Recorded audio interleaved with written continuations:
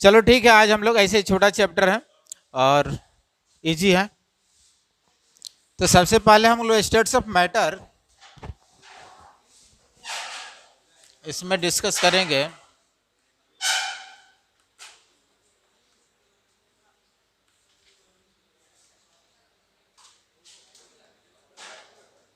Liquid, तो ऐसे तो स्टेट्स ऑफ मैटर 4 होता है, एक प्लाज्मा भी होता है, ठीक है। लेकिन वो एक यानी कि कह सकते हैं वो भी एक स्टेट है मैटर का, जो कि हम लोग को इसमें नहीं पढ़ना है। वो बायोलॉजिकल एक टर्म है, ठीक है। फ्लूइड की टेंडेंसी होती है। तो मेनली जो फंडामेंटल है ये 3 स्टेट्स होगा, सॉलिड, लिक्विड और गैस। तो ऑलरेडी हम लोग 2 चैप्टर इस पे पढ़ चुके हैं। लिक्विड स्टेट जिसको सॉल्यूशन बोला जाता है वो हम लोग एक चैप्टर पढ़ चुके हैं। दूसरा हम लोग एक सॉलिड स्टेट भी डिस्कस कर चुके हैं, ठीक है। तो वो भी एक चैप्टर। और ये अब इसका इंटर कन्वर्जन हम लोग देखें तो कौन सा ऐसा फैक्टर है जो सॉलिड से लिक्विड में चेंज कर सकता है, फिर लिक्विड से गैस में चेंज कर सकता है, फिर गैसीय से हम लिक्विड में आ सकते हैं और लिक्विड से गैस में आ सकते हैं। आओ जल्दी, आओ जल्दी। तो एक दूसरे में हम इसको इंटर कन्वर्जन कर सकते हैं और वो फैक्टर है टेम्परेचर फैक्टर। यानी अगर सॉलिड सब्सटेंस को हीट कर दे, टेम्परेचर सप्लाई कर दे, तो किस में कन्वर्ट होगा? मेल्ट करेगा। मेल्ट करके किस में आएगा? लिक्विड में। फिर और टेम्परेचर बढ़ा दो तो लिक्विड से वो गैसियस स्टेट में आने लगे, वेपर फेज में आ जाएगा। तो सॉलिड से लिक्विड, लिक्विड से गैस हम लोग इजी वे में कन्वर्ट कर सकते हैं टेम्परेचर फैक्टर अप्लाई करके। सिंपल सा है, ठीक है। यानी मैं क्या करूं, यहां पे ये डेल्टा जो सिंबल दिया हुआ है ये हीट का यानी कि एनर्जी का एक सिंबॉलिक फॉर्म है, टेम्परेचर का सिंबॉलिक फॉर्म है। Temperature is a function of energy, ठीक है। तो टेम्परेचर और हीट या एनर्जी इन सब के लिए ये सिंबॉलिक फॉर्म है। ऐसे कहीं लिखा हुआ है केमिकल रिएक्शन में, इसका मीनिंग क्या किया जा रहा है? इसको हीट सप्लाई किया जा रहा है यानी टेम्परेचर दिया जा रहा है। तो सॉलिड से लिक्विड, लिक्विड से गैस, फिर गैस से मुझे लिक्विड में आना है तो क्या कर सकते हैं? टेम्परेचर डाउन कर दे, कूल कर दे। तो कूल करने पे क्या होगा? ये गैस से कंडेंस्ड होकर के लिक्विड में आएगा और फिर लिक्विड से सॉलिड में आ जाएगा। ये भी किस कंडीशन पे? इसको कूल कर ले तो, ठीक है। तो एक दूसरे में हम लोग इसको कन्वर्ट कर सकते हैं टेम्परेचर फैक्टर अप्लाई करके। सॉलिड से डायरेक्ट हम गैस में, सॉलिड से लिक्विड, लिक्विड से गैस। अब देखो यहां पे सॉलिड से लिक्विड में जाएंगे तो इस प्रोसेस को क्या बोलते हैं हम लोग? फ्यूजन। हीट ऑफ, यानी जो इसमें एनर्जी खर्च होगी, जो एनर्जी दिया जाएगा उसको क्या बोला जाएगा? यानी हीट ऑफ फ्यूजन। फिर लिक्विड से गैस में जाने पे वेपराइजेशन होगा, ठीक है।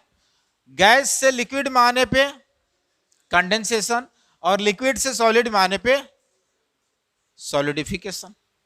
तो इसको आप लिख सकते हो, ठीक है। यानी लिख लो सॉलिड टू लिक्विड, यानी ये क्या हो जाएगा? फ्यूजन, ठीक है। और लिक्विड से हम लोग गैस जाए तो ये वेपराइजेशन हो जाएगा, ठीक है। फिर गैस से हम लोग लिक्विड में आए तो कंडेंसेशन हो जाएगा और लिक्विड में आए, सॉलिड में आए तो यहां पे सॉलिडिफिकेशन, ठीक है। और अगर हम लोग डायरेक्ट यहां से डायरेक्ट अगर सॉलिड से गैस में जाए तो इस प्रोसेस को क्या बोला जाता है? सब्लिमेशन, ठीक है। इसको हम लोग सब्लिमेशन बोलते हैं, ठीक है। ले लो मेटल क्या है? सॉलिड है, उसको हीट सप्लाई करो तो मेटल यानी सॉलिड से किस में? वो फ्यूज करके तो लिक्विड में आएगा और फिर लिक्विड से उसको और हीट बढ़ा दो तो फिर वो गैस में आ जाएगा। अब सपोज आइस ले लो, आइस भी क्या है, यानी सॉलिड है, ठीक है, उसको हीट करो तो फ्यूज करके लिक्विड में आएगा, फिर और बढ़ा दो तो फिर वो गैसेस में आ जाएगा, यानी वेपर फेज में आ जाएगा, ठीक है।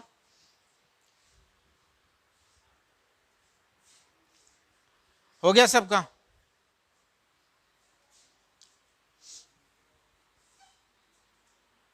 मिटा दो।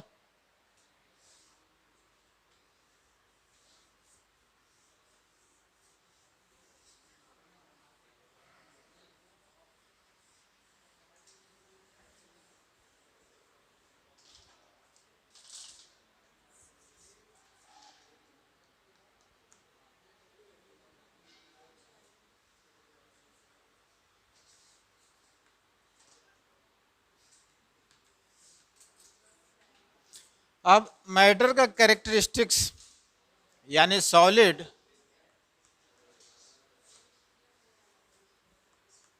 Liquid, gas.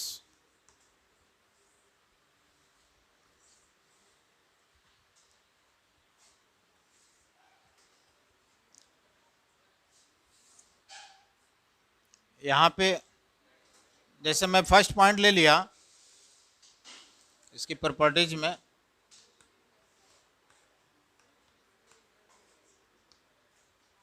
फर्स्ट पॉइंट यहाँ पे लिखो, इंटरमॉलिक्यूलर फोर्सेस, इंटरमॉलिक्यूलर फोर्सेस।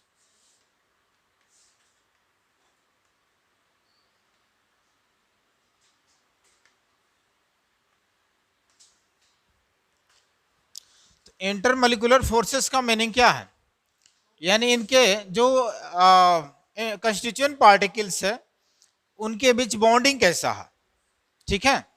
तो इंटरमॉलिक्यूलर फोर्सेस अगर हम लोग इन तीनों में कंपेयर करें तो मैक्सिमम फोर्स किस में होगा, सॉलिड में, उसके बाद उससे थोड़ा सा कम, और इसमें यानी वेरी वीक होगा, ठीक है। इसमें स्ट्रॉन्ग, वेरी स्ट्रॉन्ग हो, इसमें स्ट्रॉन्ग और इसमें वीक, ठीक है। इसमें हम लोग क्या लिखेंगे, इंटरमॉलिक्यूलर फोर्सेस वेरी स्ट्रॉन्ग, इसमें स्ट्रॉन्ग और इसमें वीक।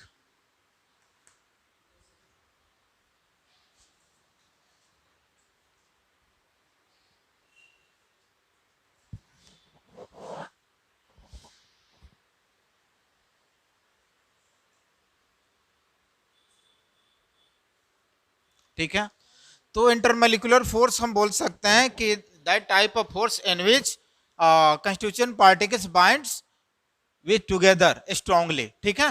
तो जितना ज्यादा फोर्स लगेगा कंस्टिट्यूएंट पार्टिकल्स के बीच, यानी अगर मॉलिक्यूल्स है तो मॉलिक्यूल्स के बीच स्ट्रॉन्ग इंटरमॉलिक्यूलर फोर्स होनी चाहिए। एटम्स अगर कंस्टिट्यूएंट पार्टिकल्स है तो एटम और एटम्स के बीच क्या होनी चाहिए, स्ट्रॉन्ग फोर्स लगनी चाहिए। अगर आयंस है तो आयंस के बीच, यानी उनके कंस्टिट्यूएंट पार्टिकल्स आयंस हो गए और उनके बीच स्ट्रॉन्ग इंटरमॉलिक्यूलर फोर्सेस होंगे। तो जितना स्ट्रॉन्ग होगा उतनी ही यानी उनकी हार्डनेस बढ़ेगी। इसका मीनिंग सॉलिड जो होते हैं इसमें कंस्टिट्यूएंट पार्टिकल्स, एटम्स, मॉलिक्यूल्स और आयंस जो भी हो उनके बीच स्ट्रॉन्ग बॉन्ड होते हैं, स्ट्रांगली एक दूसरे से अट्रैक्ट होते हैं, ठीक है। तो कॉम्पैक्ट क्लोज पैक्ट स्ट्रक्चर बनाते हैं, जिस तरह से हम लोग सॉलिड स्टेट में डिस्कस किए थे ना, सॉलिड स्टेट चैप्टर में। तो उसमें भी हम लोग देखे थे सॉलिड सब्सटेंस का कैरेक्टरिस्टिक्स पॉइंट क्या होगा, क्या क्या होता है, ठीक है। तो इसमें यानी कि स्ट्रांग होगा, इसमें सॉरी वेरी स्ट्रांग, स्ट्रांग और वीक। तो इससे थोड़ा सा कम होता है, यानी जैसे आइस में लिया तो आइस क्या है, सॉलिड फॉर्म में है, तो उनमें जो मॉलिक्यूल्स के बीच फोर्स लगा हुआ है स्ट्रॉन्ग फोर्स लगा, इसीलिए काफी एक दूसरे से क्या क्लोज है, ठीक है। अब हम उसको हीट दिए तो जो बॉन्डिंग बनी हुई है मॉलिक्यूल्स के बीच, जो बॉन्डिंग है, बहुत सारे मॉलिक्यूल्स है, यानी अगर आइस है, ये भी क्या है वाटर सब्सटेंस का ही तो आइस यानी सॉलिड फॉर्म है, तो इसमें बॉन्डिंग ज्यादा है। लेकिन जब हम इसको हीट करेंगे तो क्या होगा, बॉन्ड ब्रेक करेगा। तो इंटर एटॉमिक पार्टिकल्स या जो कंस्टिट्यूएंट पार्टिकल्स है उनके बीच बॉन्ड ब्रेक करेगा, और जो बॉन्ड ब्रेक करेगा तो फिर लिक्विड में आएगा, तो फिर क्या होगा, अब इनकी स्ट्रेंथ वीक हो जाएगी ना, यानी इसके रिस्पेक्ट में क्या हो जाएगा, वीक हो जाएगा। और भी हम हीट सप्लाई कर दे तो और वो एनर्जी ऑब्जर्व करके, यानी एनर्जी अभी मैं बताया कि energy is the function of temperature. Temperature के एस्पेक्ट में हम लोग बात करते हैं। ये टेम्परेचर बढ़ाएंगे तो जो एटॉमिक पार्टिकल्स है, कंस्टिट्यूएंट पार्टिकल्स है, हीट गेन करके यानी एनर्जी ऑब्जर्व करके क्या करेगा, अपनी काइनेटिक एनर्जी बढ़ाएगा। यानी आप हीट सप्लाई करते हो तो एनर्जी दे रहे हो, एनर्जी गेन करेगा तो फिर क्या होगा, उसकी वेलोसिटी बढ़ेगी, यानी काइनेटिक एनर्जी आप बढ़ा रहे हो। ठीक है, किसी भी मॉलिक्यूल्स का या किसी भी चीज का अगर आप स्पीड बढ़ा रहे हो, इसका मीनिंग क्या, काइनेटिक एनर्जी बढ़ रहा। ठीक है, काइनेटिक एनर्जी क्या होता है, हाफ mv²। तो जब वेलोसिटी बढ़ेगी तो मास तो कांस्टेंट रहेगा ना, तो वेलोसिटी आप बढ़ाओगे क्या होगा, एनर्जी बढ़ेगी। तो यहाँ टेम्परेचर दे रहे हो, इसका मीनिंग जो उसके कंस्टिट्यूएंट पार्टिकल्स है उसकी क्या होगी, एनर्जी बढ़ेगी, और एनर्जी बढ़ेगी तो फिर उनका रैंडमनेस भी बढ़ेगा। ठीक है, तो यहाँ पे वेरी स्ट्रांग होगा, एक दूसरे काफी क्लोज होता है। ठीक है, और ये अब हीट सप्लाई किए तो बॉन्ड ब्रेक करना स्टार्ट होगा, तो ये फ्यूज करेगा यानी कि लिक्विड स्टेट में आएगा। इसमें इसका स्ट्रेंथ, बॉन्डिंग स्ट्रेंथ यानी रिलेशन वीक हो जाएगा। और भी आप हीट सप्लाई कर दो तो इसमें अब ये क्या होगा, वेपराइज होने लगेंगे, मॉलिक्यूल्स एक दूसरे से दूर जाने लगेंगे, तो उनकी काइनेटिक एनर्जी और बढ़ जा रही है। ठीक है, और उनकी बॉन्डिंग स्ट्रेंथ और वीक हो जाएगी। आज समझ में। चलो अब दूसरा पॉइंट है इसमें, इंटरमॉलिक्यूलर डिस्टेंस, यानी जहां इंटरमॉलिक्यूलर फोर्स है तो वहां पे इंटरमॉलिक्यूलर डिस्टेंस भी कंसेप्ट आएगा। तो दूसरा इसमें पॉइंट लिखना, इंटरमॉलिक्यूलर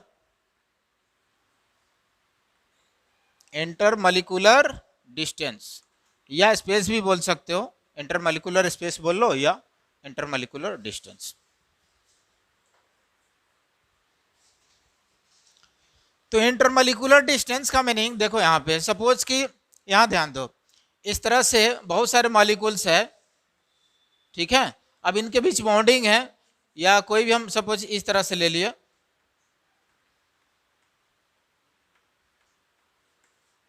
ठीक है। अब देखो अगर सॉलिड है तो क्या है, काफी क्लोज रहेंगे, लिखना नहीं है समझने के लिए, ये काफी एक दूसरे से क्लोज रहेंगे। ठीक है, अब लिक्विड है तो इनके बीच ये डिस्टेंस, यानी ये बॉन्डिंग का मीनिंग कि दो कंस्टिट्यूएंट पार्टिकल्स के बीच कितना लेंथ है। ठीक है, तो जब लेंथ बढ़ेगा तो उसकी स्ट्रेंथ क्या होगी, कम होगी, इजी वे में टूट जाएगा।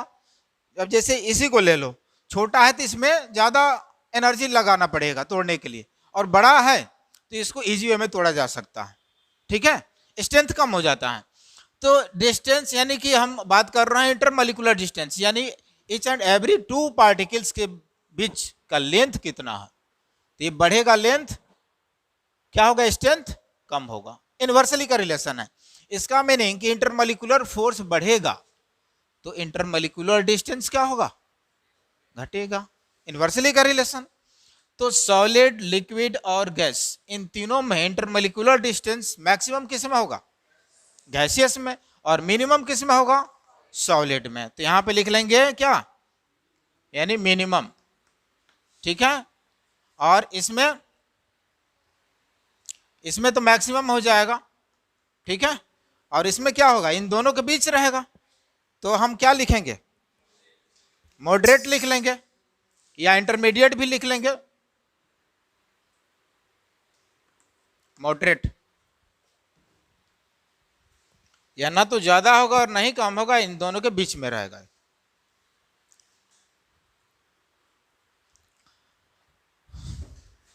तो इनके बीच इनवर्सली का रिलेशन आ गया। थर्ड पॉइंट में लिखना, अब शेप की अगर बात करें तो यहां बताओ सॉलिड के लिए, यानी शेप में क्या लिखेंगे हम लोग, शेप क्या होगी सॉलिड का, फिक्स्ड होगा, डेफिनिट होगा। तो इसमें हम लोग क्या लिखेंगे, फिक्स्ड। लिक्विड का शेप फिक्स्ड होगा, यानी नॉट फिक्स्ड, हाँ इसमें फिक्स्ड नहीं होगा। और इसका भी क्या होगा, नॉट फिक्स्ड। यानी इन दोनों का, लिक्विड का शेप वही होगा जैसा कंटेनर में रखोगी, और गैस का भी वही होगा, यानी गैस का भी फिक्स नहीं है और लिक्विड का भी फिक्स नहीं रहेगा, सिर्फ सॉलिड सब्सटेंस का सिर्फ फिक्स्ड होगा, ठीक है, डेफिनिट होगा। चलो अब वॉल्यूम की बात करें तो चौथा पॉइंट, यानी वॉल्यूम के लिए हम लोग क्या लिखेंगे, सॉलिड का वॉल्यूम क्या होगा, फिक्स्ड होगा, और लिक्विड का इसका भी फिक्स्ड होगा, और गैस का नॉट फिक्स्ड, ठीक है। यानी जैसे ये सॉलिड है तो इसका क्या शेप फिक्स्ड है, जब शेप फिक्स्ड है तो इसका वॉल्यूम भी फिक्स्ड होगा। यानी ये सिलेंड्रिकल है तो इसका वॉल्यूम कैसा होगा, सिलेंड्रिकल, सिलेंडर का वॉल्यूम क्या होता है, पाई आर स्क्वायर एच, यानी बेस एरिया इनटू हाइट, यही होता है ना। अगर स्फेरिकल है तो उसका भी क्या होगा, वही होगा जो स्फीयर का वॉल्यूम होता है 4/3 पाई आर क्यूब, ठीक है। अगर सर्किल में है तो सर्किल का, ठीक है, या जैसा है कोन का है तो कोन के फॉर्म में। लिक्विड का वॉल्यूम फिक्स्ड होगा, यहां पर हम लिखे हैं क्या फिक्स्ड, तो लिक्विड का वॉल्यूम भी फिक्स्ड रहेगा, ठीक है। यानी मान लेते हैं कि एक कंटेनर इतना है, ये जिसका वॉल्यूम है 2 लीटर का, और दूसरा कंटेनर ले लो जिसका वॉल्यूम है 5 लीटर, इसका टोटल वॉल्यूम 5 लीटर का है, यानी इसका है 2 लीटर। तो इसमें अगर मान लेते हैं हम 1 लीटर वाटर रखे, अब उसी को फिर हम कन्वर्ट, यानी उसी वाटर को हम इसमें डाल दिए, तो क्या इसका वॉल्यूम चेंज हो जाएगा, नहीं, पहले भी 1 लीटर था वाटर, अभी भी क्या है 1 लीटर, तो इसीलिए लिक्विड का वॉल्यूम क्या रहेगा, कांस्टेंट रहेगा, फिक्स्ड रहेगा।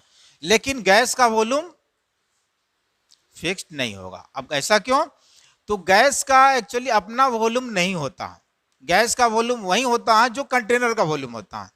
यानी सेम अगर मैं कंटेनर लिया, ठीक है, और इसमें 2 लीटर अगर गैस भरा हुआ है और उसको मैं 5 लीटर में डाल दूं, ठीक है, यानी यही गैस जो 2 लीटर है इस कंटेनर में, उसको मैं इसमें रिप्लेस कर दूं, तो अब इसका वॉल्यूम कितना हो जाएगा, 5 लीटर हो जाएगा, चेंज हो जाएगा। यानी गैस का वॉल्यूम अपना नहीं होता है, गैस का वही वॉल्यूम होता है जो कंटेनर का। इसलिए अब जैसे वाटर में डाला तो जो उसका लेवल है इतना रहेगा, अब ये बड़ा कंटेनर हो गया तो और यानी कि उतनी अमाउंट उतनी ही रहेगी। लेकिन अगर गैस मैं इसमें रख रहा हूं तो गैस के लिए तो ये क्लोज कंटेनर लेना पड़ेगा, नहीं तो फिर एस्केप आउट कर जाएगा ना एटमॉस्फेयर में।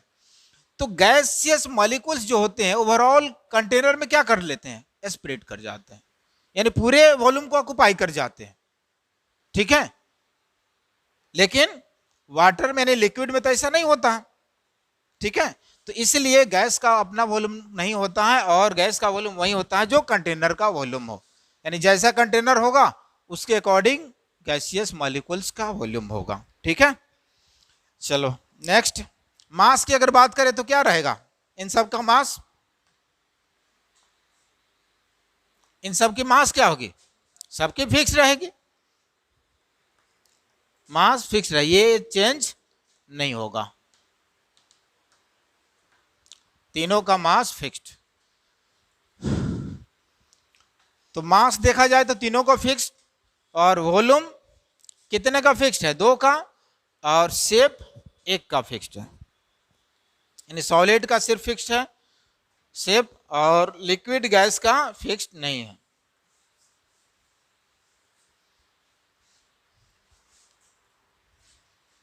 चलो एक नेक्स्ट पॉइंट लिखना,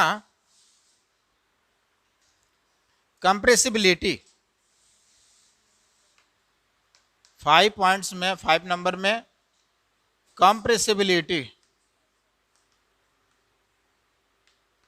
कंप्रेसिबिलिटी समझ रहे हो ना क्या होता है, यानी अगर उस पर फोर्स लगाओ तो कंप्रेस हो रहा है या नहीं हो रहा, ठीक है। तो सॉलिड की कंप्रेसिबिलिटी क्या होगी, सॉलिड की कंप्रेसिबिलिटी ऑलमोस्ट 0, ठीक है, यानी नहीं होगा लगभग, और लिक्विड का नेग्लिजिबल, लिक्विड का नेग्लिजिबल, यानी ये भी बहुत कम होगा, ठीक है। लिक्विड का भी कंप्रेसिबिलिटी नहीं होती है, लेकिन अगर ज़्यादा फोर्स लगाया जाए तो थोड़ा बहुत जो है उसमें होता है, ठीक है।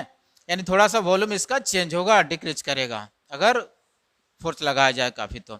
और गैस की कंप्रेसिबिलिटी हाई होता है, मैक्सिमम, ठीक है। कितना भी फोर्स लगाओ ये कंप्रेस होगा, ज्यादा ही करोगे तो ये ब्रेक हो जाएगा, लेकिन ये कंप्रेस नहीं हो पाएगा, ठीक है। लिक्विड का थोड़ा बहुत होगा, इसीलिए इसको नेग्लिजिबल बोला जा रहा है। और गैस की कंप्रेसिबिलिटी, जैसे बैलून ले लो, बैलून में गैस भर दो, उसको जैसा शेप देना चाहोगे वैसा वो ले लेगा। तो गैस की कंप्रेसिबिलिटी हाई होती है, लिक्विड की नेग्लिजिबल, और सॉलिड सब्सटेंस की compressibility almost zero.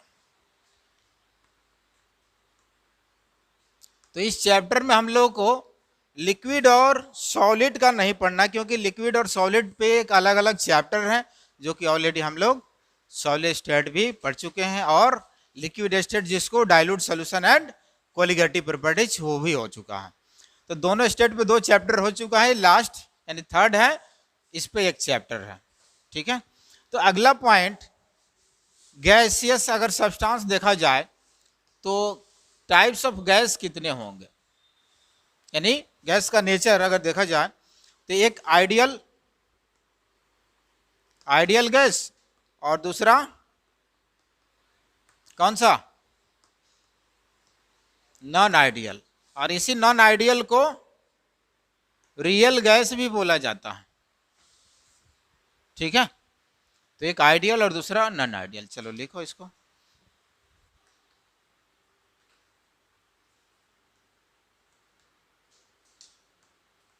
Ideal gas.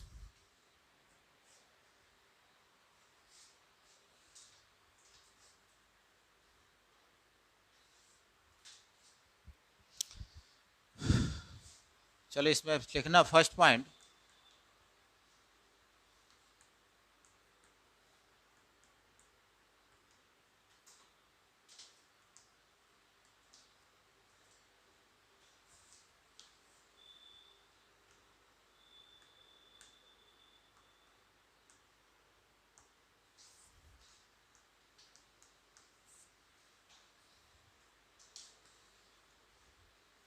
तो पहला पॉइंट है कि there is no intermolecular forces between them, ठीक है। और सेकंड पॉइंट है volume of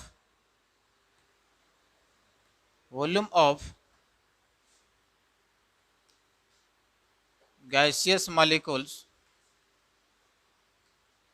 volume of gaseous molecules is negligible, that is volume of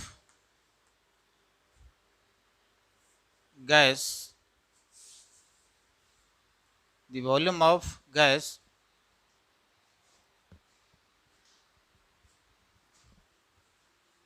in compared to, sorry, volume of gas is considered as volume of container, volume of container, ठीक है। Point है ideal के लिए, यानी 2 एक तरह से कंडीशन है, ठीक है। कि पहला बोल रहा है कि गैस का जो इंटरमोलिकुलर फोर्सेस होता है, तो अगर 2 गैस हैं तो उनके बीच कोई फोर्स ऑफ अट्रैक्शन नहीं लगेगा, इंटरमोलिकुलर फोर्स ऑफ अट्रैक्शन नहीं होते हैं गैसियस मॉलिक्यूल्स के बीच। और दूसरा बोल रहा है कि गैस का अपना वॉल्यूम नहीं होता है, यानी gas volume of gaseous molecules is negligible, that is volume of gas is considered as volume of container, यानी एक कंटेनर का जो वॉल्यूम होगा वही गैस का वॉल्यूम होगा, ठीक है। तो ये एक तरह से कह सकते हैं कि कंडीशन है, ठीक है। ऐसे अगर प्रैक्टिकली देखा जाए तो ऐसा कोई भी गैस नहीं है, अगर 2 गैस रखा जाए तो एक दूसरे के बीच कोई फोर्स ऑफ अट्रैक्शन नहीं हो, यानी कुछ ना कुछ फोर्स ऑफ अट्रैक्शन होता है। और प्रैक्टिकली जो है ये 2% इसमें कंसिडर किया गया है, निकाला गया है, ठीक है। तो बहुत कम होता है, जिसकी वजह से इसको बोला जाता है कि उनके बीच इंटरमोलिकुलर फोर्स क्या होगा, नहीं होगा। और इसी के बेस पर डिसाइड किया गया कि ये आइडियल गैस होगा, यानी जो गैस इस तरह कंडीशन सेटिस्फाई करेगा उसको हम बोलेंगे कि आइडियल है। यानी ये दोनों कंडीशन अगर उल्टा कर दिया जाए, यानी ऐसा कंडीशन कर दिया जाए कि दो मॉलिक्यूल्स हैं तो उनके बीच इंटरमॉलिक्यूलर फोर्स लगे, तो फिर, और दूसरा कि गैस का अपना कुछ ना कुछ सिग्निफिकेंट वैल्यू हो वॉल्यूम, तो फिर वो आइडियल गैस नहीं रहेगा, क्या रह जाएगा, रियल गैस में हो जाएगा। इसका मीनिंग कि नेचर में ऐसे कोई भी जो भी गैसेस है वो आइडियल होता नहीं है, वो कंडीशन के अकॉर्डिंग आइडियल रियल में कन्वर्ट कर सकता है और रियल आइडियल में हो सकता है। तो ये कंडीशन है, सिर्फ हम इसको क्या बोल सकते हैं कि ये दो कंडीशन है आइडियल होने के लिए, ठीक है। तो इंटरमॉलिक्यूलर फोर्स ये डिपेंड करता है कि जैसे अभी मैं यहां पे बता रहा हूं, देखो यहां पे, देखो यहां पे मैं एक कंटेनर लिया, यहां ध्यान दो, ये कंटेनर लिया और इस कंटेनर में गैस रखा हुआ है, सपोज कि ऐसे बहुत कम है, ठीक है। तो गैसेस जब मॉलिक्यूल्स, नंबर ऑफ मॉलिक्यूल्स कम होंगे तो दूर दूर होंगे, और ज्यादा दूर दूर होंगे तो क्या उनके बीच अट्रैक्शन होगा, नहीं होगा। तो जब अट्रैक्शन नहीं है तो फर्स्ट कंडीशन सेटिस्फाई कर गया। यही बहुत नंबर ऑफ मॉलिक्यूल्स इसमें ज्यादा होंगे तो पास पास होंगे, और पास पास होंगे तो उनके बीच कुछ ना कुछ अट्रैक्शन होगा, तो फिर कंडीशन किसके लिए चला जाएगा, वो रियल के लिए। तो आगे हम लोग ऐसे डिटेल में पढ़ेंगे रियल गैस इक्वेशन, जिसको वान डेर वाल गैस इक्वेशन भी बोला जाता है, उसका हम लोग इक्वेशन भी डिराइव करेंगे। बट अभी हम लोग देख रहे हैं ये कंडीशन, मेनली दो कंडीशन है कि आइडियल के लिए क्या है, तो there is no intermolecular forces between them, यानी जो भी गैसेस मॉलिक्यूल्स है उनके बीच फोर्स ऑफ अट्रैक्शन नहीं होनी चाहिए। सपोज कि मैं यहाँ पे N2 ले लिया, N2 का दो मॉलिक्यूल्स मैं ले लिया, ठीक है। तो दो मॉलिक्यूल्स N2 का है तो इसके बीच जो है फोर्स ऑफ इंटरेक्शन नहीं होगा, और नहीं होगा तो ये होगा। लेकिन अगर ये पास पास काफी हैं तो कुछ ना कुछ इंटरेक्शन होगा। जैसे यहाँ पे मान लो अपने आप को सब एक जो है गैसियस मॉलिक्यूल्स मान लो, ठीक है, और इसमें क्लास में स्ट्रेंथ कम हो, दो चार बच्चे, एक उस कर्नर में हो, एक उस कर्नर में, एक इधर एक इधर, तो एक दूसरे से बात कर सकते हो, नहीं कर सकते हो। लेकिन पास पास बैठे हो तो क्या यहाँ पे मोबाइल भी चला सकते हो, नीचे बात भी कर सकते हो, एक दूसरे का अपना शेयर भी कर सकते हो, है ना। और दूसरी बात, पास पास बैठे हो, पास पास बैठने का मीनिंग कुछ ना कुछ इंटरेक्शन है, ठीक है, और इंटरेक्शन है तो फिर वो रियल के कैटेगरी में चला जाएगा। अगर इंटरेक्शन नहीं रहता तो उसको वहां पे बैठने ही नहीं देता, यानी नहीं भी है वहां पे कुछ ना कुछ है। अब मैक्सिमम नहीं है, बहुत कम है, लेकिन इंटरेक्शन है, ठीक है।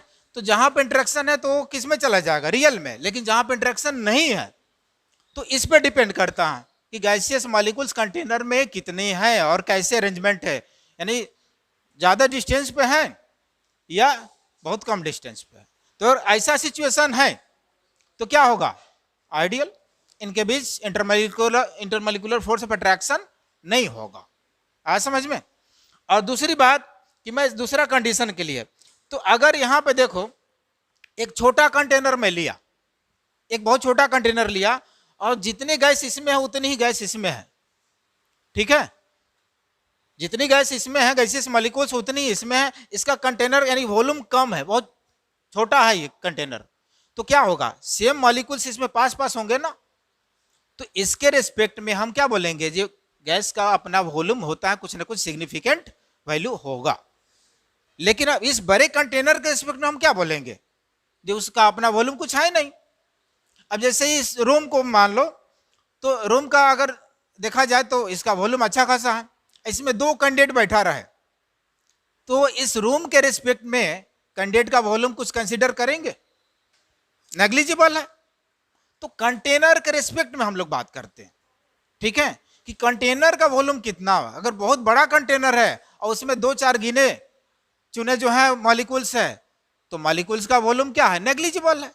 तो उस रिस्पेक्ट में बोला जाता है कि गैस का अपना वॉल्यूम नहीं होता है, और उस कंडीशन पे आइडियल गैस फॉलो करेगा, ठीक है। और कंटेनर छोटा है, कंटेनर का वॉल्यूम छोटा है, तो गैस मॉलिक्यूल्स पास पास रहेंगे, ठीक है। तो कंटेनर का वॉल्यूम कम है तो उस रिस्पेक्ट में गैस का वॉल्यूम कंसीडर किया जाएगा। अब उस कंडीशन में दोनों कंडीशन सेटिस्फाई भी करेगा। तो आया समझ में कि आइडियल गैस किसको बोलेंगे? तो आइडियल गैस होता नहीं, एक कंडीशन है, यानी एक ही गैस ये दोनों कंडीशन को सेटिस्फाई कर रहा है तो आइडियल होगा। और यहीं अगर सीधा उल्टा हो गया, ये कंडीशन सेटिस्फाई नहीं कर रहा, यानी ये बोल रहा है कि इंटरमोलिकुलर फोर्स नहीं होते हैं, अगर करा दिया गया तो रियल हो जाएगा। फिर यहाँ पे गैस का वॉल्यूम कुछ सिग्निफिकेंट आ गया तो फिर वो रियल में हो जाएगा। तो यही दो कंडीशन है, ठीक है। तो अब हम लोग देखते हैं,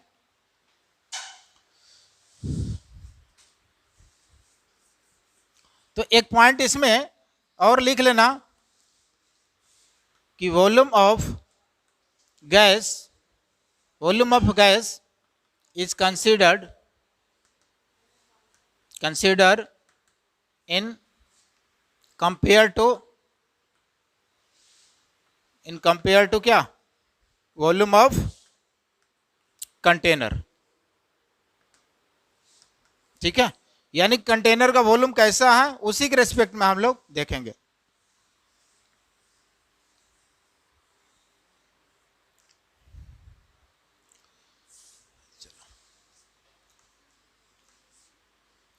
तो अब यहां पे नेक्स्ट पॉइंट देखना, मेजरेबल प्रॉपर्टीज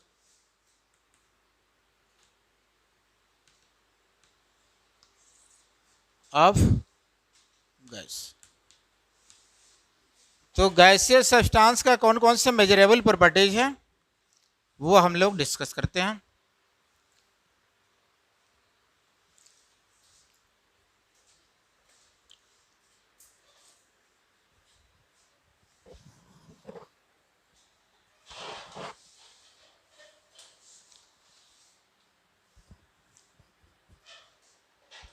ठीक है, तो इसके लिए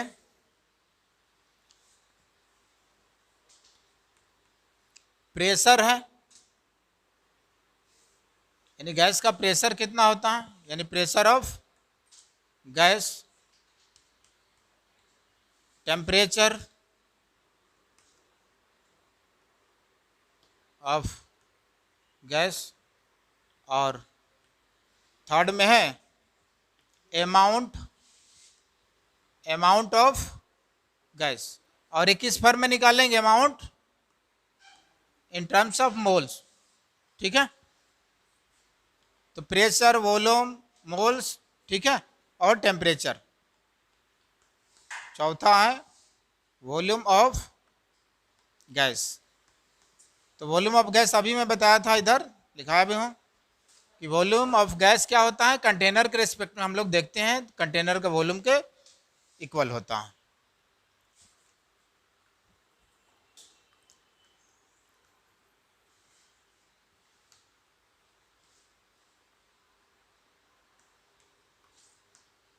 तो आइडियल गैस इक्वेशन ये अंडर 10 क्लास में भी मिला होगा पढ़ने को, ऐसे 9th और 11th में तो पढ़े ही होगा, ठीक है।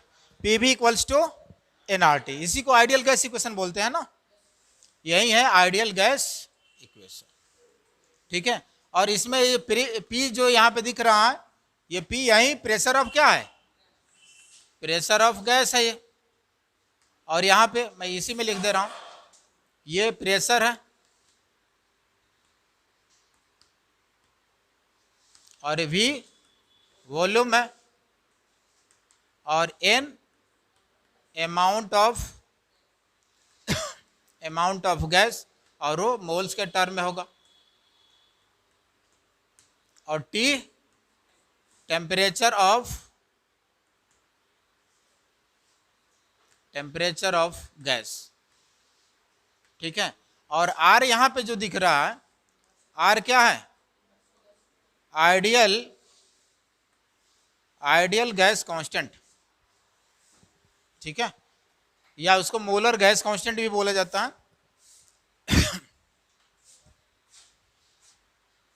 अभी आगे हम लोग ये भी डिराइव करेंगे, ये P V equals to NRT आया कैसे, तो अभी हम लोग देखते हैं इसमें कौन से टर्म क्या है। तो फर्स्ट पॉइंट लिखेंगे unit of P, P means यानी कि प्रेशर। तो प्रेशर के लिए क्या यूनिट होगा, सबको पता है कौन कौन सा यूनिट होता है? बहुत सारे इसके यूनिट है, डिफरेंट डिफरेंट, ठीक है। तो पी के लिए यहां पे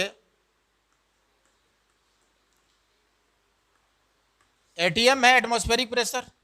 दूसरा न्यूटन पर मीटर स्क्वायर भी है, और क्या है, पास्कल है, और टॉर भी है, एमएम ऑफ एचजी है, सीएम ऑफ एचजी है, बार है, ठीक है। तो ये सारे प्रेशर के यूनिट्स हैं, ठीक है।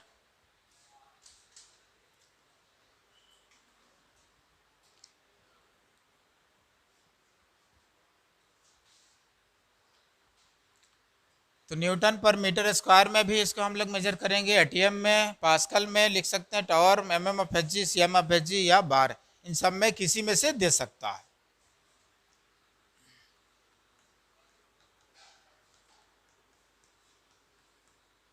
ये होगा यानी force per unit area, force per unit area is known as pressure, ठीक है। में लिखो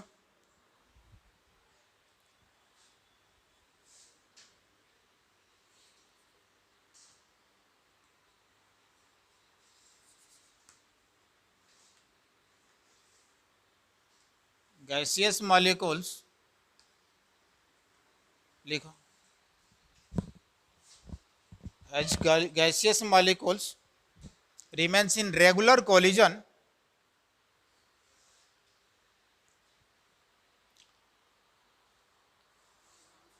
हाँ लिखना इसमें, since gaseous molecules remains in regular collision with each other, regular collision with each other and wall of container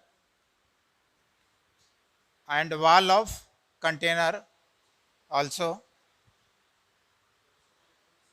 since gaseous molecules remains in regular collision with each other and wall of container and wall of, हो गया, wall of container, due to this pressure is developed, ठीक है। यानी अगर जैसे कोई container है तो उसमें गैसियस मॉलिक्यूल्स रखा गया है, तो गैसियस मॉलिक्यूल्स की रैंडमनेस बहुत ज़्यादा होती है, ठीक है। वो रैंडमली क्या करते हैं, एक दूसरे के साथ हमेशा कोलिजन करते रहते हैं, और साथ में यानी ये गैसियस मॉलिक्यूल्स हैं तो अपने साथ तो कोलिजन करते ही हैं, और एक कंटेनर के वाल पे भी कंटिन्यूसली क्या करते हैं, कोलिजन करते हैं, और उस कोलिजन की वजह से प्रेशर डेवलप करता है, ठीक है। प्रेशर किसकी वजह से डेवलप करता है, इस कोलिजन की वजह से, यानी इच अदर, यानी अपने एक दूसरे के साथ भी कोलिजन करते हैं, और कंटिन्यूसली वो कंटेनर के वाल पे भी कोलिजन करते हैं, और इसी वजह से प्रेशर डेवलप करता है, ठीक है। तो ये होगा P इक्वल्स टू यानी कि force per unit area, unit area के थ्रू कितना फोर्स लगा रहा है।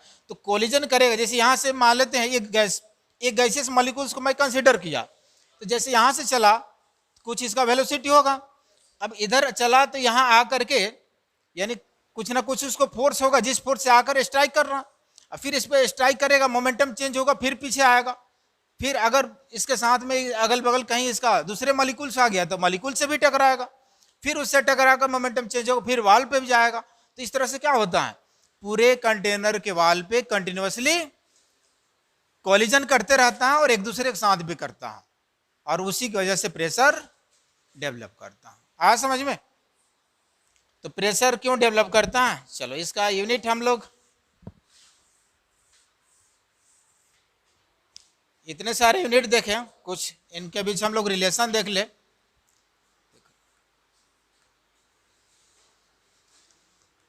अब बताओ 1 एटीएम कितना होता है, 1 एटीएम में कितना पास्कल,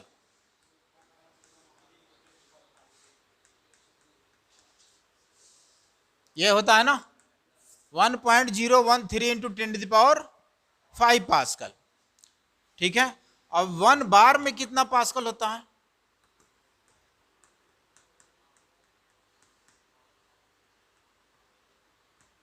वन इंटू 10⁵ पास्कल। अब बताओ एटीएम और बार में क्या रिलेशन आ गया? यानी ऑलमोस्ट सेम आया, लेकिन अगर एग्जैक्ट पूछ लिया रिलेशन क्वेश्चन में तो ये भी दे दिया वो भी दे दिया, एग्जैक्ट पूछ लिया इनके बीच रिलेशन, तो 1 ATM equals to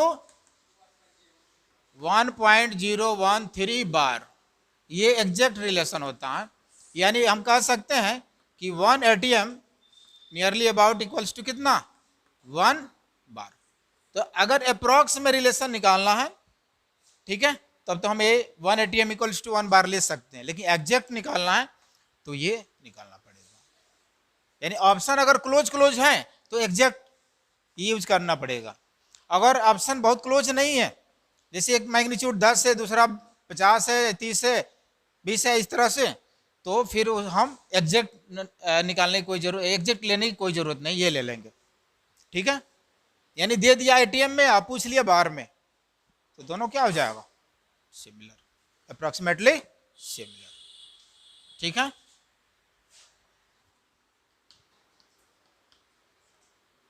one ATM में 760 टॉर और 1 एटीएम में कितने mm of H G? 760 mm of H G और 76 cm ऑफ एच जी। ये मरकरी लेवल है, मरकरी लेवल के रेस्पेक्ट में मेजर किया जाता है,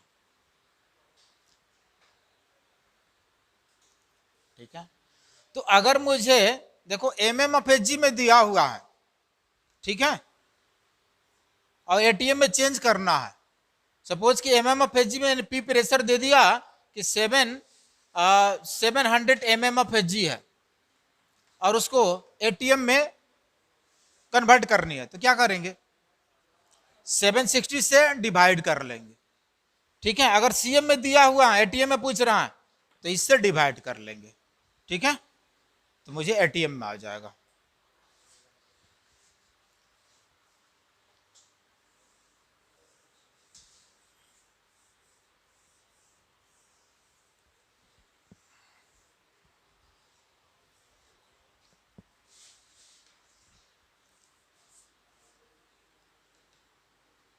यहां देखो 1 मीटर में कितने डेसीमीटर होता है? 10 डेसीमीटर। और सेंटीमीटर कितना? 100, तो 100 सेंटीमीटर। और mm कितना हो जाएगा?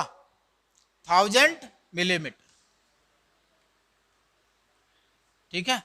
अब अगर यहां ध्यान दो, इधर क्यूब करोगे तो इधर भी क्यूब करना पड़ेगा। यानी अगर मैं यहाँ पे 1 मीटर क्यूब किया तो ये कितना हो जाएगा? 10⁻³ डेसीमीटर क्यूब आएगा। तो 1 डेसीमीटर क्यूब में कितना मीटर हो जाएगा? Metre cube. यानी इसका मीनिंग क्या हो गया? 1000 ना, 1000 डीएम क्यूब। तो 1000 डीएम क्यूब में 1 मीटर क्यूब है। यानी अगर यूनिट कन्वर्जन करना है तो इस चैप्टर में खासकर जो यूनिट पे ज़्यादा ध्यान देना होगा, ठीक है। बहुत सारे डिफरेंट यूनिट्स है, यानी क्वांटिटी है, प्रेशर है, वॉल्यूम है, टेम्परेचर है। तो एक किसी और में दे दिया, एसआई में दे दिया, दूसरे सीजीएस में दे दिया, तो कन्वर्जन पर ध्यान ज़्यादा देना होगा, ठीक है। तो अगर मान लेते हैं कि ये रिलेशन दिया हुआ है, तो 1 डीएम क्यूब में कितने मीटर क्यूब होगा? 10⁻³ मीटर क्यूब आ जाएगा रिलेशन, ठीक है। चलो नोट करो।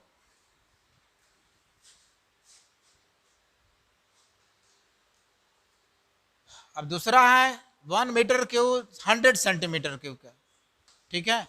तो 1 मीटर क्यूब को अगर क्यूब करेंगे, यानी मीटर को, तो इधर हो जाएगा 10⁻³ the whole cube, sorry 10⁻² the whole cube, ठीक है। और ये आ जाएगा सेंटीमीटर क्यूब।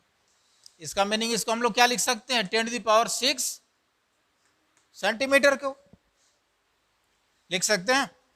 चलो और क्या लिख सकते हैं इसको? 1000 इंटू 10⁻³ सेंटीमीटर क्यूब।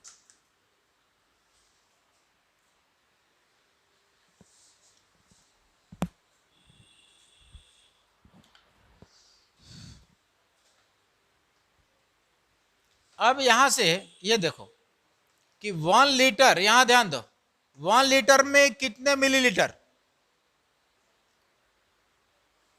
1 लीटर में कितना मिलीलीटर? 1000 मिलीलीटर। तो 1000 मिलीलीटर बोल ले, या इसी को हम क्या बोल सकते हैं, 1000 सीसी भी बोल सकते हैं।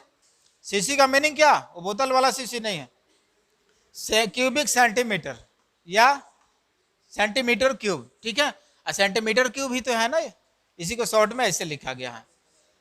तो अब बताओ यहां पे, यहां ध्यान दो, ये आ गया कितना,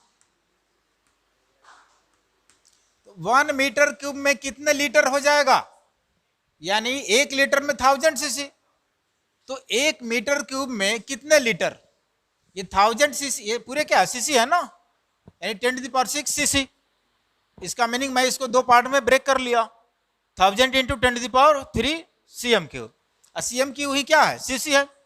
तो 1 लीटर में इतना सीसी, इसका मीनिंग ये क्या हो गया, 1 लीटर का मैग्नीट्यूड हो गया, हो गया।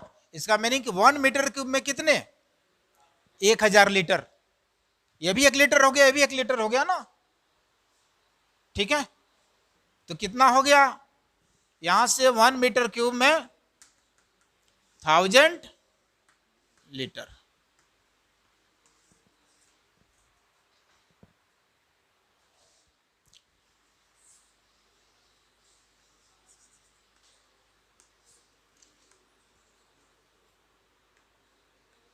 अमाउंट ऑफ गैस, तो इसको हम लोग n से रिप्रेजेंट करते हैं, और ये क्या होता है, नंबर ऑफ मोल्स।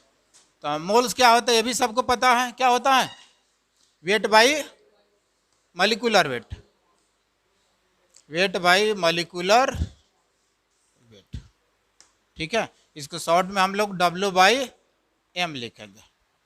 ये सबको पता है, मोल कंसेप्ट में डिटेल में पढ़े हो। नेक्स्ट है temperature.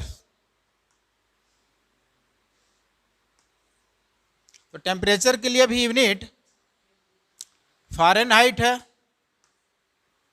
Degree Fahrenheit, degree Celsius और केल्विन, ये 3। तो खैर फ़ारेनहाइट पहले यूज होता था बहुत पहले, लेकिन आजकल जो है ये 2 ही यूजफुल है, डिग्री सेल्सियस और नहीं तो केल्विन। ऐसे ही ये यूनिट कन्वर्जन अंडर 10 में पढ़े हो। चलो रिलेशन देख लो।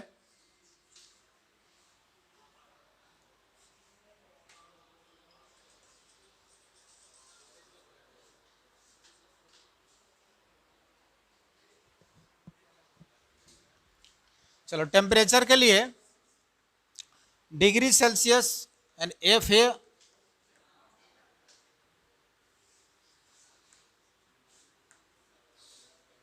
फ़ारेनहाइट होता है, और ये डिग्री सेल्सियस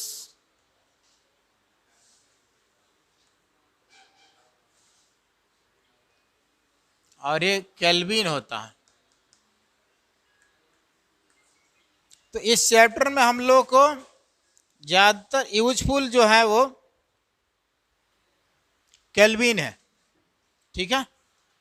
ये हम लोग को यूज में नहीं आएगा, ये उतने यूजफुल नहीं है, ये तो यूज ही नहीं होगा, यही 2 यूज होगा, और उसमें भी ज़्यादा मोस्टली ये केल्विन। तो इसका रिलेशन होता है डिग्री सेल्सियस अपन 5, ऐसे 100 होता है, इधर कॉमन ले लिया जाता है, तो ये आ जाएगा यहाँ पे K-273 अपन, ये आ जाएगा यहाँ पे, ये भी 100 इक्वल्स टू F-32 बाई 180, ठीक है। अब यहाँ से कुछ कॉमन हो जाएगा 20, तो 20 कॉमन कर लेंगे तो डिग्री सेल्सियस अपन 5, ये बच जाएगा K-273 अपन यहाँ पे 5, और यहाँ पे कितना F-32 अपन 9, ये रिलेशन आ जाता है।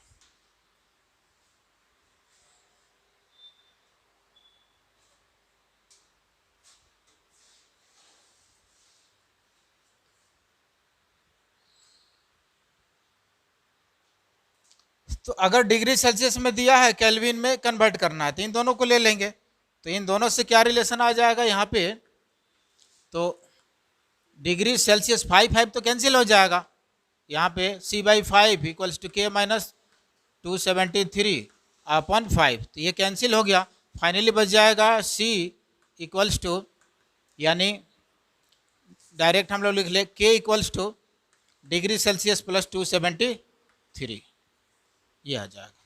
यानी 273 इधर ऐड हो जाएगा केल्विन में। केल्विन में डिग्री सेल्सियस से चेंज करना है तो इसमें ऐड कर देते हैं, 273 ऐड कर देते हैं तो केल्विन में आ जाएगा। अगर केल्विन से डिग्री सेल्सियस में जाना है तो माइनस कर देंगे। तो यही एक यूनिट है टेम्परेचर जिसमें एडिशन सब्ट्रैक्शन करा जाता है। यानी बड़ा से छोटा में जाना है तो क्या करेंगे, सब्ट्रैक्शन, और छोटा से बड़ा में जाना है तो एडिशन। लेकिन अदर जितने भी यूनिट से, छोटे यूनिट से बड़ा यूनिट में जाना है तो डिवीजन, और बड़े यूनिट से छोटा में जाना है तो मल्टीप्लीकेशन। ठीक है, जैसे लीटर से मुझे मिलीलीटर में जाना है तो क्या करते हैं, मल्टीप्लीकेशन, 1000 से मल्टीप्लाई कर दिए। ठीक है, लेकिन अगर मिलीलीटर से लीटर में जाना है तो डिवाइड करते हैं। यानी अदर सब में डिवीजन और मल्टीप्लीकेशन का आता है कंसेप्ट, और इसमें एडिशन और सब्ट्रैक्शन का आता है। और फिर अगर मुझे डिग्री सेल्सियस से फ़ारेनहाइट में पूछ लिया तो इन दोनों को हम ले लेंगे, फर्स्ट और थर्ड को, तो इसमें आ जाएगा रिलेशन। ठीक है,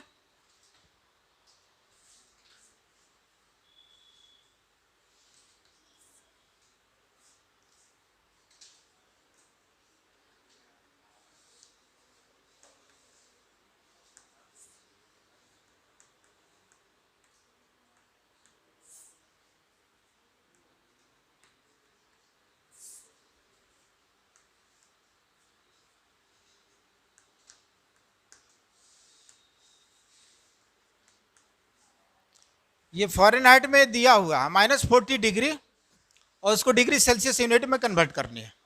-40 जो है, जिस यूनिट में जो मैग्नीट्यूड रहेगा फ़ारेनहाइट में, वही डिग्री सेल्सियस में रहेगा। यानी अगर -40 डिग्री का पूछ रहा है फ़ारेनहाइट में तो भी वो उतनी ही आता है। ठीक है, तो इसमें भी यानी डिग्री सेल्सियस में भी हो जाएगा -40 डिग्री। ठीक है, चलो नेक्स्ट है, अगला पॉइंट हम लोग आर का मैग्नीट्यूड है। ठीक है, तो आर अभी मैं बताया था क्या है, आइडियल गैस कांस्टेंट। आर क्या है, आइडियल गैस कांस्टेंट। अब इसका मैग्नीट्यूड,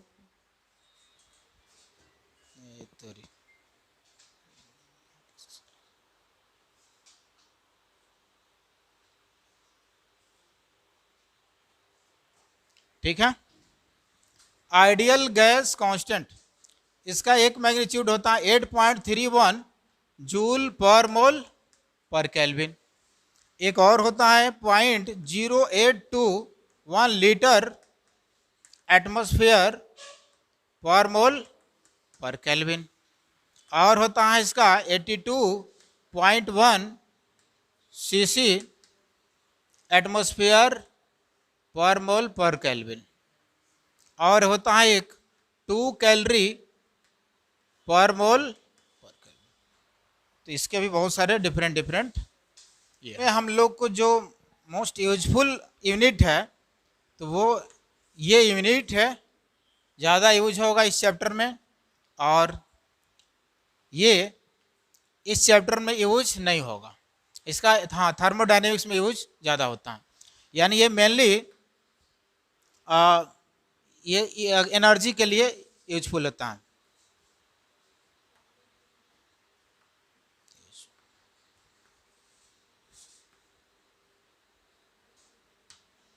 ये मेनली जो है एनर्जी पर्पस से, ये भी क्या है, एनर्जी के लिए ही यूजफुल है। यानी इसका और इसका मैक्सिमम किस चैप्टर में यूज है, तो थर्मोडायनेमिक्स में, नहीं तो फिजिक्स में भी आता है। हाँ, इस चैप्टर में हम लोग को ये ज़्यादा यूजफुल है, नहीं तो ये भी आ सकता है, आता भी है, बट यही दो है, लेकिन ज़्यादा ये है।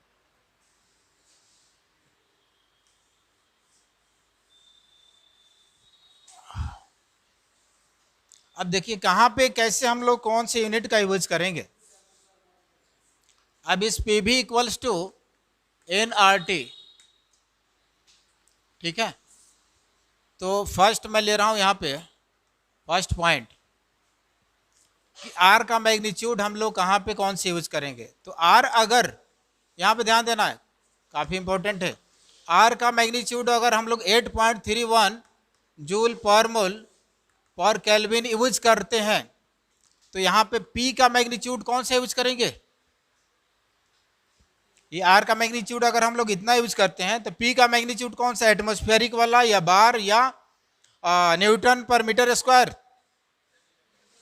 न्यूटन पर मीटर स्क्वायर या पास्कल, ठीक है। तो न्यूटन पर मीटर स्क्वायर यूज कर सकते हैं या पास्कल में यूज करेंगे, ठीक है। और अब वॉल्यूम किस में यूनिट यूज करेंगे, वॉल्यूम का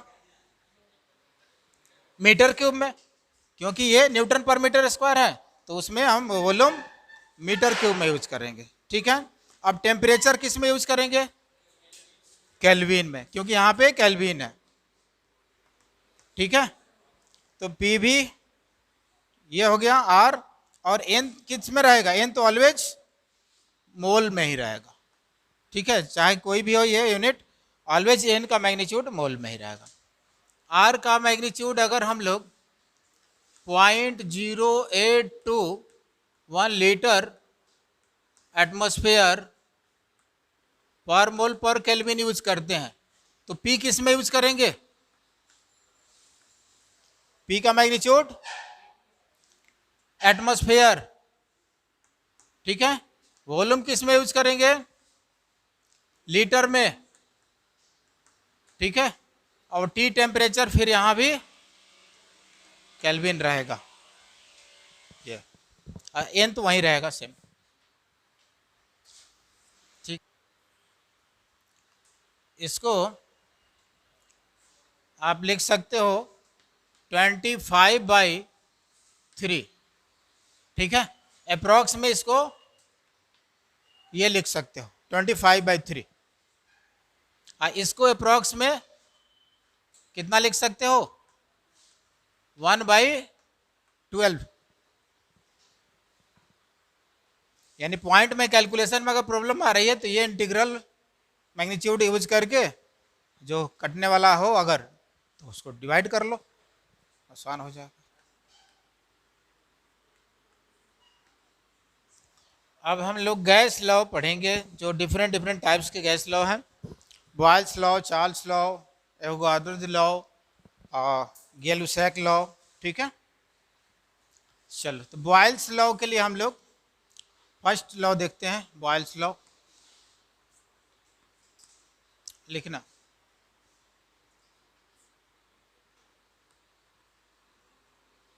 फॉर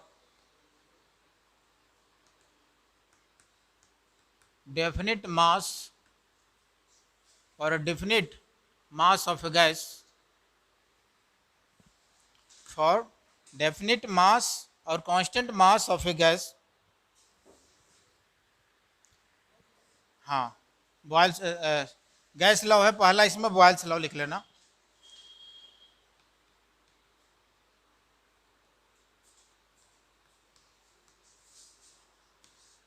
गैस लॉ का फर्स्ट पॉइंट है बॉयल्स लॉ।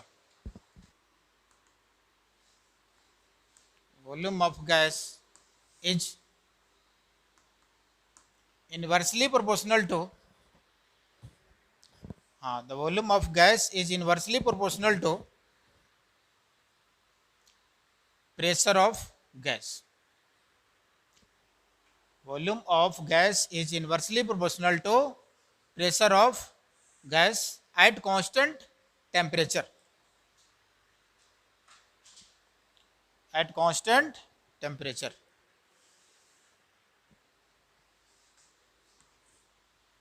ठीक है। तो डेफिनेट मास या कांस्टेंट मास, यानी मास को अगर फिक्स कर दिया जाए, देखो यहाँ पे जैसे मैं एक कंटेनर लिया और इसमें गैसियस मॉलिक्यूल्स रखा गया है, ठीक है। और ये पिस्टन जो है मूवेबल है, यहाँ पे एक पिस्टन लगा दिया गया है और ये मूवेबल है, ठीक है। तो मास यानी कि गैसियस मॉलिक्यूल्स इसमें है तो उसका मास क्या रहेगा, फिक्स्ड रहेगा, क्लोज कंटेनर है। अब यानी इस पे हम देख रहे हैं कि इसका वॉल्यूम इनिशियली कितना है, ये कितना, मैं मान लिया कि वॉल्यूम कितना है वी, जो भी हो 2 लीटर 5 लीटर जो भी हो, कांस्टेंट है। अब इस पिस्टन को अगर हम दबाए यानी फोर्स लगाए इस पे तो क्या होगा, प्रेशर बढ़ेगा या घटेगा, प्रेशर बढ़ेगा ना। यानी पिस्टन को अगर मैं दबा रहा हूं इधर तो प्रेशर को मैं बढ़ा रहा हूं और प्रेशर बढ़ेगा तो अगर ये लेवल अभी इतना है तो ये घट करके कुछ नीचे आएगा, इसका मीनिंग कि वॉल्यूम क्या होगा, डिक्रीज होगा। ठीक है, तो अगर गैसियस सब्सटेंस का मास फिक्स कर दिया जाए टेम्परेचर को कांस्टेंट करके, तो प्रेशर अगर बढ़ाऊं तो गैसियस मॉलिक्यूल्स का वॉल्यूम क्या होगा, घटेगा, या वॉल्यूम बढ़ाऊं तो प्रेशर घटेगा। इनवर्सली करेलेशन है। इसका मीनिंग कि मैं क्या लिख सकता हूं, P inversely proportional to V लिख सकता हूं ना, P inversely proportional to V लिखो। तो अब ये प्रेशर वॉल्यूम का इनवर्सली रिलेशन आ गया, तो P equals to K into 1/V। K क्या आ गया यहाँ पे, कोई कांस्टेंट, यानी प्रोपोर्शनल साइन हटेगा तो कोई ना कोई कांस्टेंट आएगा। ठीक है, तो चल अब इसमें अगर मैं दोनों साइड लॉग ले लूं तो क्या मिल जाएगा, लॉग ले लूं तो यहाँ पे log P equals to log of K plus log कितना 1/V आएगा। तो इसको थोड़ा स्टैंडर्ड फॉर्म में कर ले तो log P equals to log 1/V plus क्या लॉग K। अब बताओ इसका अगर मुझे ग्राफ ड्रॉ करनी है तो इसमें इंटरसेप्ट कितना है, लॉग K इंटरसेप्ट है, स्लोप कितना है यानी 1 tan थीटा, यानी कि 1 इसका मीनिंग कितना, एंगल 45 डिग्री, यानी कुछ नहीं तो क्या 1 है यहाँ पे। यानी इसको मैं ऐसे कंपेयर करूँ y equals to mx plus c, तो c किसके जगह पे है, ये इसके जगह पे c है, ये इंटरसेप्ट है, और m कितना है ये 1, और x के जगह पे क्या है 1/v, और ये y के जगह पे ये है ना। तो अब मैं इसका अगर ग्राफ ड्रा करूं तो पहले तो इसका हम मैं ड्रा कर लेता हूं, p और v का ग्राफ कैसे जाएगा, ये ग्राफ इनवर्सली है ना, तो y के अलॉन्ग मैं p ले लूं, x के अलॉन्ग v, ग्राफ कैसे जाएगा, स्ट्रेट लाइन या कर्व, कर्व जाएगा ना। तो कैसे, ऐसे या ऐसे। ठीक है, इधर देखो प्रेशर अगर मैं देखूं यहाँ पे प्रेशर डिक्रीज कर रहा है, वॉल्यूम इंक्रीज कर रहा हूं। ठीक है, तो ये हो जाएगा, इन्वर्सली का रिलेशन है। तो इसके लिए अगर मैं ग्राफ ड्रा करूं तो क्या आ जाएगा, y के लॉन्ग लॉग p और x के लॉन्ग लॉग कितना 1/v। तो इंटरसेप्ट क्या है, कुछ है यानी लॉग k, स्लोप कितना है, पॉजिटिव या निगेटिव, पॉजिटिव है, तो स्लोप पॉजिटिव है, तो इसका मीनिंग इसका ग्राफ यानी ओरिजिन से तो जाएगा नहीं क्योंकि इंटरसेप्ट है, यानी कुछ इंटरसेप्ट इतना मान लेता हूं मैं, किधर से जाएगा यानी कुछ ऊपर से जाएगा। अब पॉजिटिव है तो ऊपर जाएगा ना, तो ऐसे, और यहां से मैं,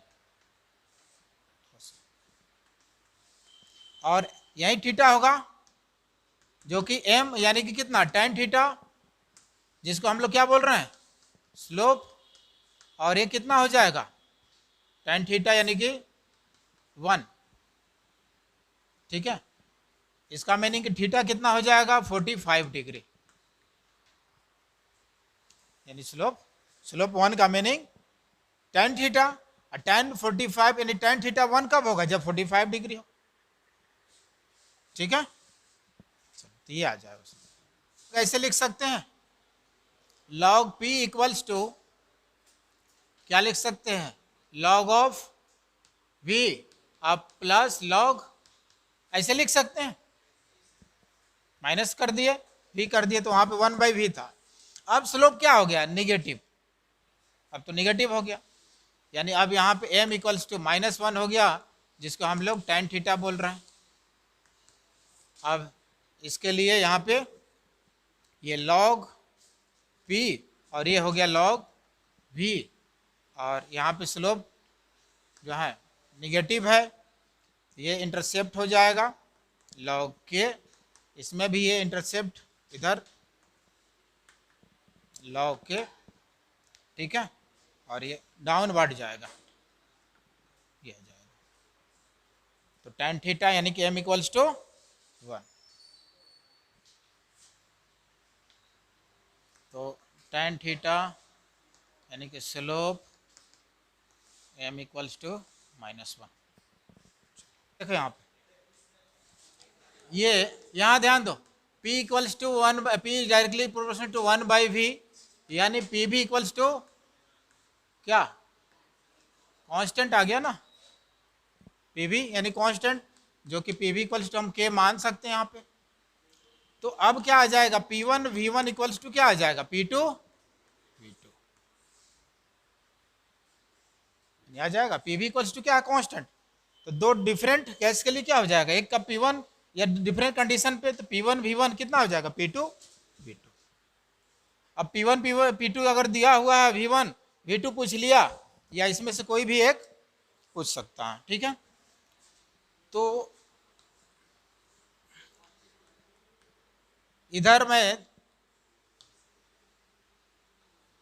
इसका ग्राफ बताओ, y एक्सिस के लॉन्ग में क्या ले लिया, PV, और x के लॉन्ग V ले लिया, ग्राफ कैसे जाएगा, कांस्टेंट है ना, यानी ये पूरे कांस्टेंट, अब उसमें से मैं V को चेंज कर रहा हूं, तो ये अपने आप को क्या करेगा, इन्वर्सली रिलेशन है ना। अभी हम लोग क्या देखे थे, अगर इसको बढ़ाऊं तो ये डिक्रीज कर जाएगा, अपने आप को वो एडजस्ट कर लेगा, या इसको अगर मैं बढ़ाऊं तो ये क्या हो जाएगा, डिक्रीज कर जाएगा, तो अपने आप में एडजस्ट करके फाइनली क्या होगा, ऑलवेज कांस्टेंट। तो ये मैं पी भी ले लिया हूँ वाई एक्सिस के लॉन्ग, और यहाँ पे एक्स के लॉन्ग मैं क्या ले लिया हूँ, वी, और ये पूरे कांस्टेंट है, लेकिन इसको मैं चेंज कर रहा हूँ, तो क्या इसके चेंज करने से इस पर कोई इफेक्ट आएगा पूरे पे, नहीं, वो ऑलवेज क्या रहेगा, कांस्टेंट। इसका ग्राफ कैसे जाएगा, इंडिपेंडेंट ऐसे, ठीक है। और दूसरा हम ये भी दिखा सकते हैं कि ये पी भी मैं लिया और इधर पी ले लिया, इसमें वॉल्यूम को चेंज कर रहे थे, यहाँ पे मैं फिर भी कोई इफेक्ट आएगा, ये भी क्या रहेगा, ऐसे ही रहेगा।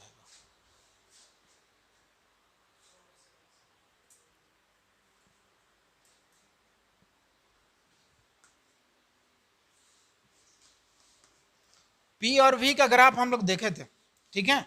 अब मैं 1/v का देख रहा हूं, P और 1/v, ये कैसे जाएगा, PV में तो ऐसे गया था कर्व, तो स्ट्रेट लाइन जाएगा, यानी इस टाइप से, इस तरह।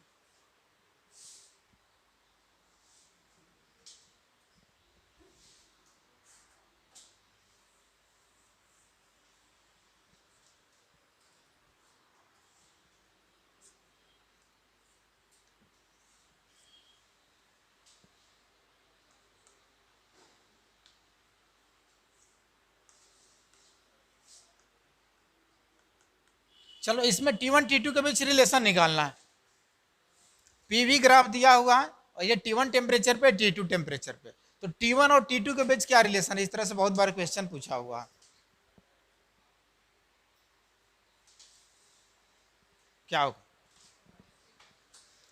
डायरेक्टली, अरे इनके बीच पूछ रहा है, जैसे ये दे दिया, मान लेते ऑप्शन ये दे दिया T1 equals to T2, B में दे दिया T1 ग्रेटर देन T2, और सी में दे दिया T2 ग्रेटर देन T1, और डी में दे दिया नन,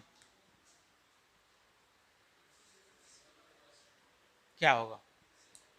अब देखो सिंपल सा है, इसको बनाने के लिए, ऐसे बनाने के लिए अभी हम लोग देखे थे कि यहाँ ध्यान दो, पी भी इक्वल्स टू क्या था, एनआरटी, आर कांस्टेंट है, अरे बॉयल्स लॉ पे है, पी भी ग्राफ टेम्परेचर कांस्टेंट है, यानी इस ग्राफ के लिए पूरे ग्राफ के लिए टेम्परेचर कितना, T1, और इस पूरे के लिए T2, यानी टेम्परेचर कांस्टेंट पे हम लोग निकालते हैं, तो ये भी कांस्टेंट, ये भी कांस्टेंट, और टेम्परेचर भी अगर देखा जाए तो इसके लिए पूरे कांस्टेंट, बट इन दोनों में आपस में तो डिफरेंट है।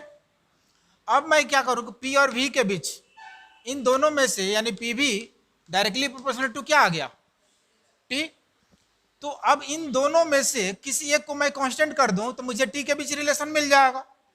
तो अगर मैं यहाँ पे वॉल्यूम को कांस्टेंट कर दूं या प्रेशर को, किसी एक को कर सकते हैं, तो मान लेते मुझे वॉल्यूम को कांस्टेंट करना है, तो इस पर एक लाइन ड्रॉ कर दो। तो यहाँ इस पॉइंट पे क्या हो गया, पूरे वॉल्यूम कांस्टेंट हो गया ना।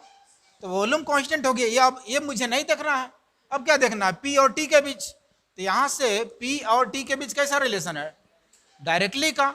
इसका मीनिंग कि पी बढ़ेगा तो टी बढ़ेगा। अब यहाँ पे मिला लो, अब T1 के लिए है ना, तो T1 पे क्या आएगा P1 और T2 पे P2।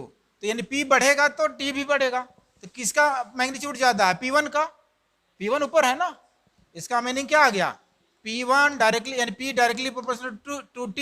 इसका मीनिंग क्या हो गया, P1 ग्रेटर देन P2।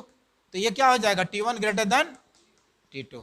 तो कौन सा करेक्ट हो गया, बी। अब ऐसे भी करके निकाल सकते हो, वैसे भी वही रिलेशन आएगा, देख लो, चेक कर लो उसका भी।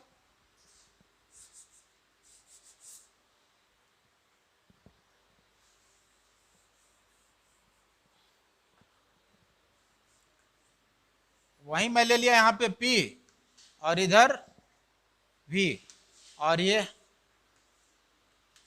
T1 है और ये T2 है।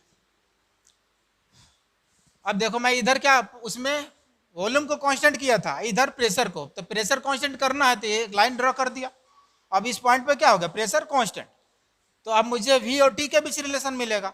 तो V और T के बीच कैसा रिलेशन है, डायरेक्टली का। तो यहाँ से मैं ड्रॉ किया एक लाइन और यहाँ पे, तो ये क्या है, ये T1 के लिए है, तो T1 क्या है V1, और ये क्या है T2।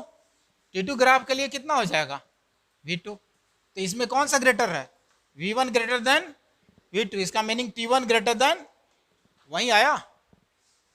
तो ऐसे कर लो या वैसे कर लो, रिलेशन सेम आएगा। चलो रहने देते हैं।